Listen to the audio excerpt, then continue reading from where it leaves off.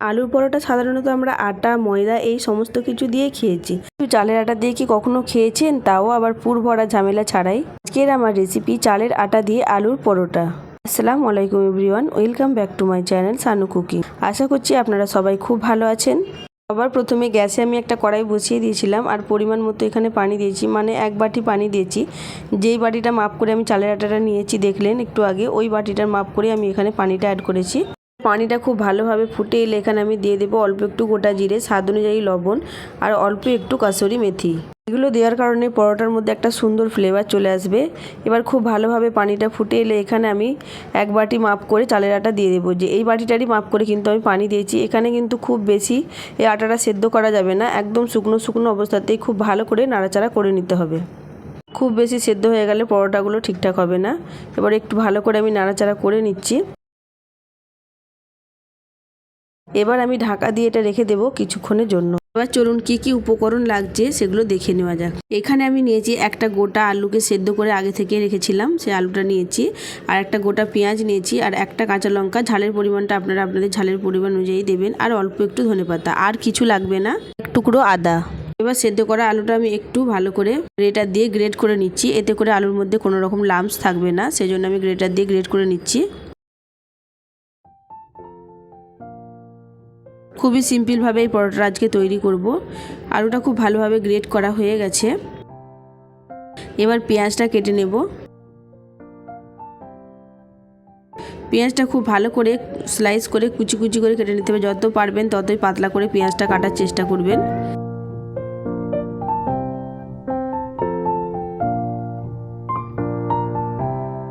পেঁয়াজটা আমার পুরোপুরি সব কাটা হয়ে গেছে। এবার আমি এখানে একটা কাঁচা লঙ্কা যে নিয়েছিলাম, কাঁচা লঙ্কাটাও পাতলা করে কেটে নিচ্ছি।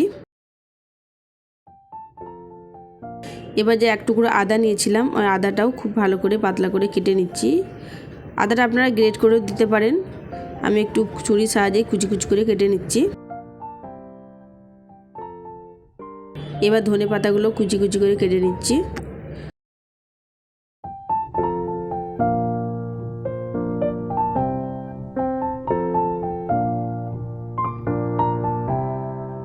এবার একটা পাত্রে সেদ্ধ করা আলুগুলো ঢেলে দিলাম। আপনারা যদি আলুর পরোটা না খেতে চান, তাহলে যদি এরকমভাবে আলুটা স্কিপ করে মশলা পরোটা তৈরি করে নিতে পারেন। এবার আমি দিয়ে দিলাম কুচিয়ে রাখা পেঁয়াজগুলো। এখানে আমি সব পেঁয়াজ দিলাম না, অল্পই দিলাম, যতটা লাগলো ঠিক ততটাই দিলাম। দিয়ে দিলাম কুচিয়ে রাখা কাঁচা লঙ্কা, আদা আর ধনেপাতা।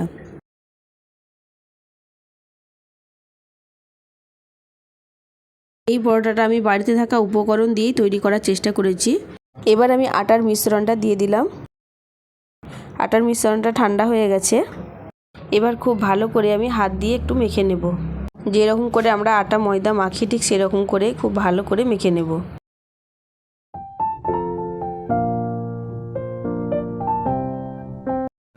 যারা এত দূর পর্যন্ত আমার ভিডিওটা দেখে এলেন, প্লিজ একটা লাইক দিয়ে দেবেন। আপনাদের একটা লাইক আমাকে উৎসাহিত করে পরবর্তী ভিডিও বানানোর জন্য। খুব ভালো করে আটাটা চটকে চটকে মেখে নিতে হবে। যেরকম করে আমরা আটা মাখি ঠিক সেরকম করেই মাখতে হবে।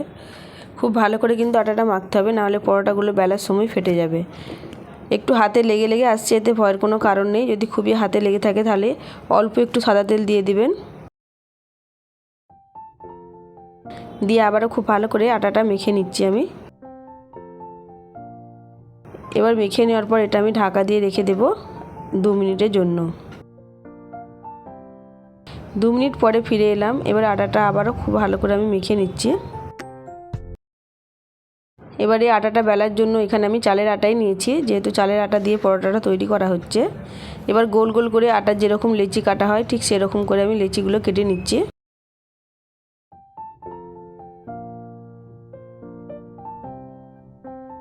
এবার হাত দিয়ে একটু ভালো করে আমি শেপ করে নিচ্ছি। ছোট বড় যেরকম সাইজের আপনারা বানাতে চাইবেন ঠিক সেরকম সাইজই করে নেবেন।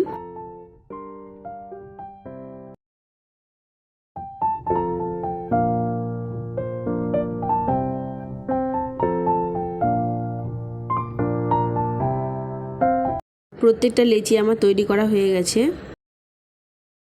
মাত্র 1 বাটি আটা দিয়ে দেখুন কতগুলো পরোটা এখানে তৈরি হবে। এবার যে আটাটা বাটির মধ্যে আমি রেখেছিলাম, খুব ভালো করে লেচিটা আমি আটার মধ্যে কোট করে নিচ্ছি। যেহেতু চালের আটা, একটু ভালো করে আটা দিয়ে এই পরোটাটা বেলতে হবে, নাহলে বেলার সময় কিন্তু ছিঁড়ে যেতে পারে। খুবই সাবধানে এটা বেলবেন। যখন আমি এই পরোটাটা বেলছিলাম তখন আমি ক্যামেরাটা অন করতেই ভুলে গিয়েছিলাম, সেজন্য এটা দেখানো হয়নি। আমি একটা পরোটা বেলে নিয়েছি, দ্বিতীয় পরোটাটা আমি বেলে দেখাচ্ছি।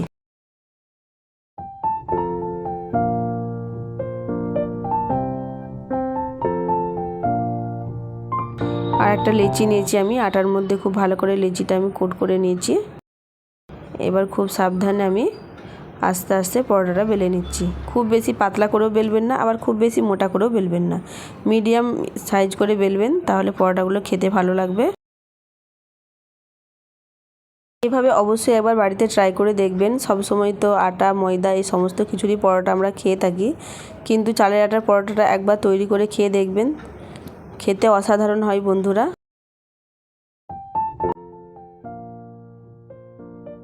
খুবই সাবধানে আমি আস্তে আস্তে পরোটাটা বেলে নিয়েছি।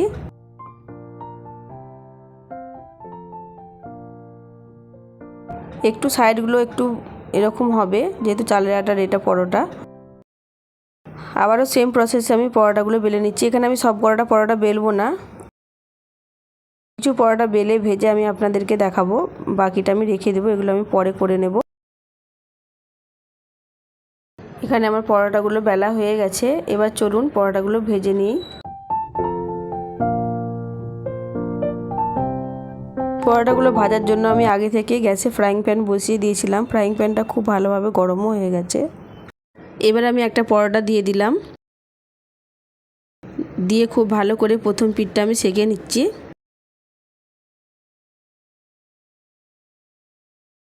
এরপর আমি উল্টে দিলাম।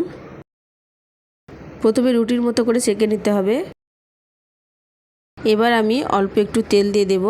প্রথমে আমি একটু বেশি করে তেল দেবো, যেহেতু এখানে পেঁয়াজ, আলু সমস্ত কিছু দেওয়া আছে। পেঁয়াজ, আদা এগুলো সব কাঁচা উপকরণ দেওয়া আছে। এটা আপনারা কম তেলেও ভাজতে পারেন, আবার বেশি তেলেও ভাজতে পারেন। দেখুন দেওয়ার সাথে সাথে কত সুন্দর ফুলে উঠেছে পরোটাটা।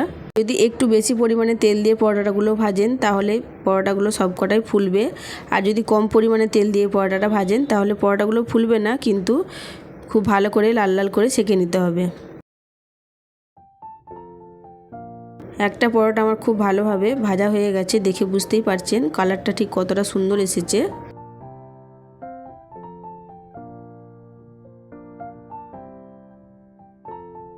এবার আমি আরেকটা পরোটা সেঁকে নিচ্ছি। এটা আমি তেল বেশি দেব না, অল্প তেলেই পরোটাটা ভাজবো।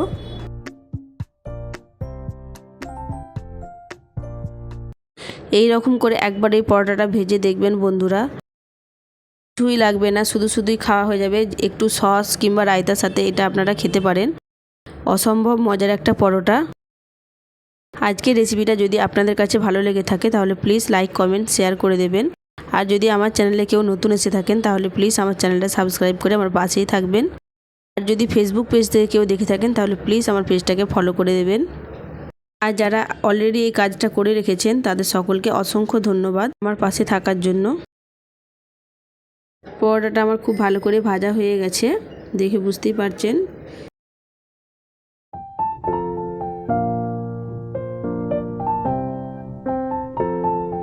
দেখতে দেখুন কত সুন্দর হয়েছে পরোটাটা। এবার একটা প্লেটের মধ্যে আমি তুলে নিচ্ছি।